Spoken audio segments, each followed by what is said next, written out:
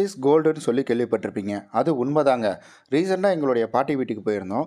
பாட்டி வீட்டில் வந்துட்டு அந்த சுவிட்ச் பாக்ஸ் எல்லாம் பாருங்களேன், எந்த அளவுக்கு இப்போ வரைக்கும் வந்துட்டு அந்த ஸ்ப்ரிங் வந்துட்டு ரொம்ப குவாலிட்டியாக ஒர்க் ஆகிட்டுருக்கு அப்படின்றத எனக்கு தெரிஞ்சு இப்போ கனெக்ஷன் கொடுத்தா கூட ரொம்ப பர்ஃபெக்டாக ஒர்க் ஆகும் அப்படின்னு நினைக்கிறேன். ஏன்னா வீடே பார்த்தீங்கன்னா பாலடைஞ்சு போச்சு, மேலெல்லாம் பார்த்தீங்கன்னா வேரில் விட்டு போச்சு. ஆனால் அந்த சுவிட்ச் மட்டும் பார்த்தீங்கன்னா இப்போ வரைக்கும் ரொம்ப சூப்பராகவே இருந்துகிட்ருக்குங்க. ஆக்சுவலி வந்துட்டு இதை நான் நிறைய இடத்துல பார்த்துருக்கேன்.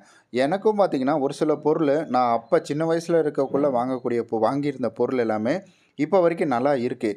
பட் இப்போ வாங்கின பொருள் ஒரு ஒரு வருஷம் 2 வருஷத்துலேயே பார்த்தீங்கன்னா மொத்தமாக வந்துட்டு ஒன்றுமே இல்லாமல் போயிடுது.